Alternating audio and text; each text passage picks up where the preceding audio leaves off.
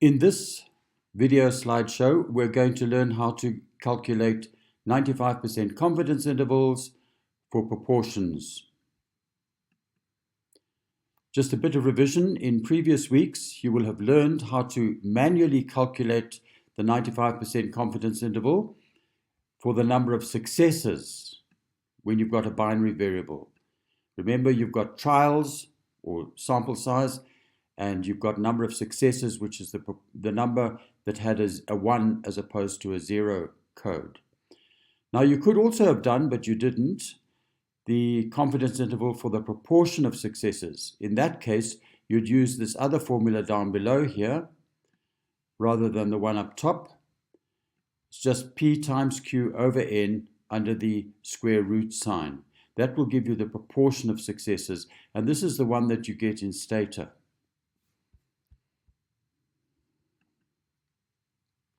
Now, unfortunately, there are many ways to calculate these confidence intervals for proportions. The reason is that the manual calculation is very tricky, and so people came up with all kinds of approximate methods and alternative methods.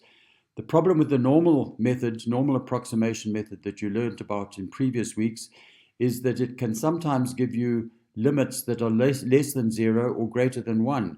And of course, you can't have a negative proportion, and you can't have a proportion greater than 1. So the binomial exact and the logit transformed, which are appropriately skewed, are the more desirable forms for the confidence intervals, and I would recommend that you stick to one of these. Now, there are two commands that are used for obtaining proportions in Stata. Here they are. The first one is just proportion, and then you name the variable. The second one is CI proportion, just like your CI means command that you used in the previous video when you were obtaining confidence intervals for means, population means. Now, this table shows you with the different commands what they will give you. So you'll see that the CI proportion command, which by the way is the mainstream, it's the one that everybody really uses most, gives you the binomial exact confidence interval, always. You'll never get a normal approximation or logit transform confidence interval using the CI proportion variable command. This is the preferred method, and if you decide to stick with this for the rest of your careers, I've got no problem with that. On the other hand, if you sometimes want to get a normal approximation, sometimes a binomial and sometimes a logit transformed, then you would prefer to use this other command called proportion, because this one will give you these alternatives as well.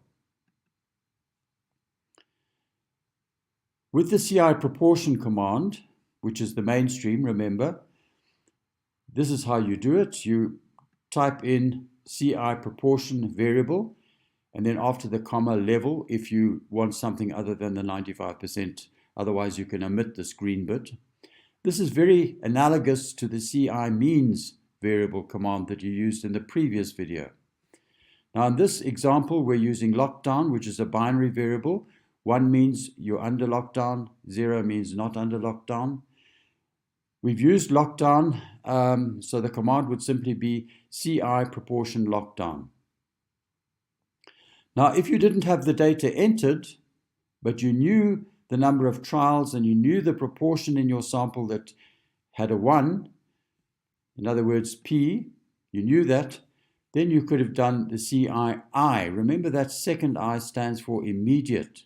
So the CI immediate command, and you could have then simply typed in 48, which is the number of trials, and 0.5625, which is the proportion of that sample that had a 1 code. The CI proportion and CII proportion will always give you the binomial exact confidence intervals, never any of the other alternatives. Excuse me. Now, on the other hand, you may prefer to use the proportion command.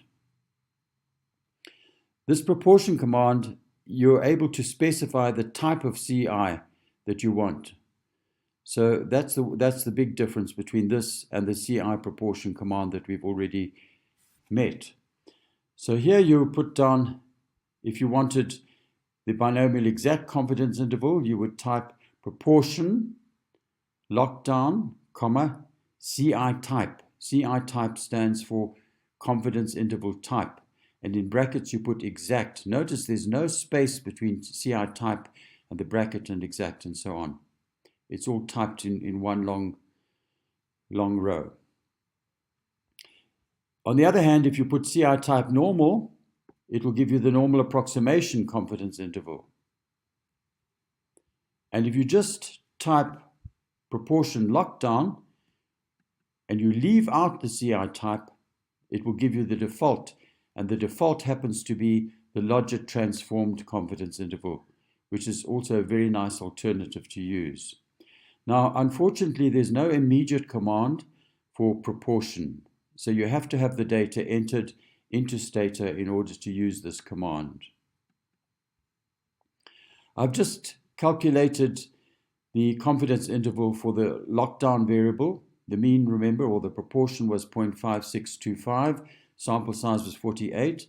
I've calculated using Stata and the proportion command, I've calculated the different confidence intervals here, and you can see that they're fairly similar actually, not much difference between them. That's why I say it doesn't really matter which one you use, provided your sample size is large enough. But you should probably specify in your results which confidence interval you have used.